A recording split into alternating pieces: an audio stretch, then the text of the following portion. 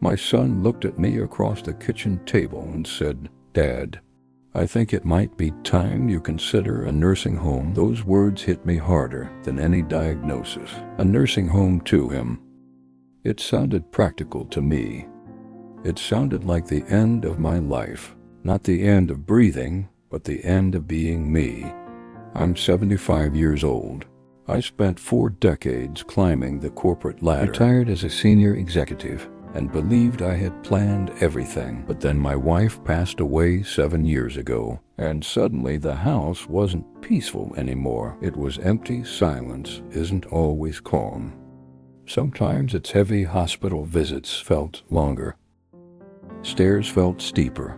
And every night I asked myself the same quiet question. Where do I belong now? If you're watching this, maybe you've asked it too. When you reach your 70s, everyone suddenly has advice. Move in with your kids, hire a caregiver. Go to a nursing home. What no one tells you is this: none of those options may be right for you. I know, because I tried all of them. After a minor fall in my bathroom, I called my son. "What if I came to stay with you for a while?" He welcomed me instantly. So did his wife. My grandchildren hugged me like I'd come home. The first week felt warm family dinners. Laughter, noise. I thought this is what I needed. But by the second week, reality crept in. They worked long hours. The kids had school sports friends. Most days I sat alone in their house. Just like before, except now I felt like I didn't belong. Little comments began appearing. "Dad, could you use less salt? Dad, can you turn the TV down?" They weren't unkind, but every word whispered the same message. "You're a guest here." One night I overheard my daughter-in-law on the phone. "I know it's the right thing to do, but honestly, it's exhausting." That sentence broke something inside me. Living with family doesn't always remove loneliness. Sometimes it makes it sharper, because you're surrounded by people and still feel invisible after 3 months. I moved back home. I needed my own space and I needed my dignity. Back home, reality was waiting. My hands shook lifting pots. Cleaning exhausted me. Stairs reminded me daily that I wasn't young anymore. So I hired part-time caregivers. At first it felt hopeful. They cleaned, cooked, ran errands. But then the bills arrived. $4,000 a month. My Social Security covered. Half the rest came from savings. Savings I watched slowly disappear. Worse than the money was the feeling. Every new caregiver meant new habits, new explanations. Why did I have to adjust in my own home? After months of rotating strangers, I stopped the service. I wasn't sick enough to give up control, but I wasn't strong enough to do everything alone. I felt trapped between 2 bad choices. My son found a nearby facility clean, quiet, $3,000 a month. "Just try 1 month, Dad." I agreed because I was tired of deciding. The first days weren't terrible. Card games, decent food. But soon the schedule became a cage.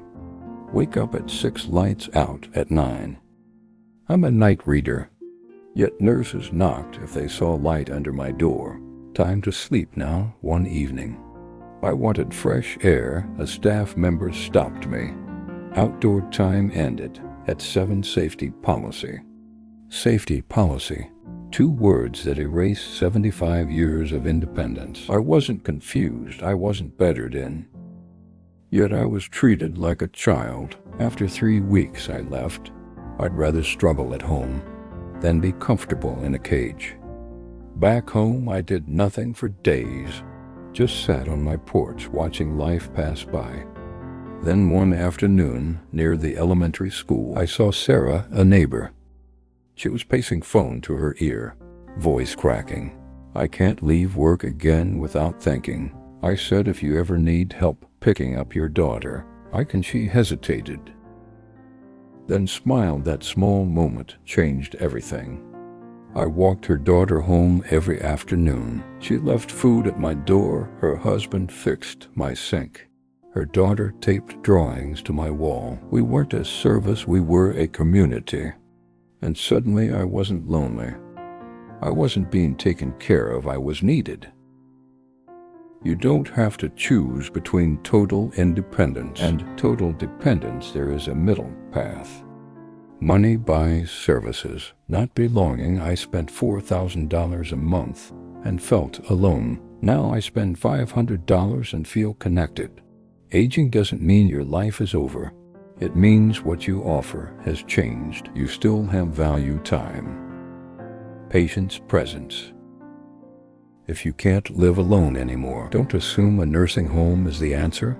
Look around, ask yourself, what can I still give who might need it? Build relationships before you need help, not after I'm 75 years old.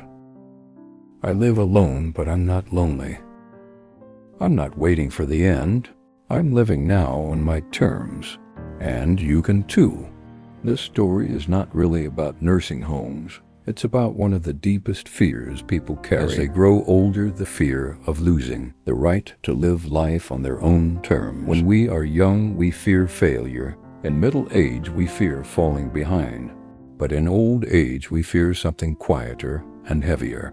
Becoming invisible, becoming a burden. Having our choices made for us. The man in this story wasn't poor. He wasn't abandoned. He wasn't incapable. What he was missing was a sense of belonging. Living with family gave him love, but also constant reminders that the house was no longer his. Hiring caregivers gave him help, but at the cost of control and dignity. The nursing home gave him safety, but slowly took away his freedom, his routines, and his identity. And that's when the real truth appeared. People don't suffer most because they lack care. They suffer because they no longer feel useful. What saved him wasn't more money, more services, or stricter safety rules. What saved him was connection. A simple exchange, helping a neighbor. Being needed again, that small role. Walking a child home, listening. Showing up gave his life meaning again. This story reminds us that aging does not mean becoming worthless. It means our value changes shape. We may no longer climb ladders or build empires, but we still carry time, patience, wisdom, and presence. And those things matter deeply to families, to communities, and to life itself.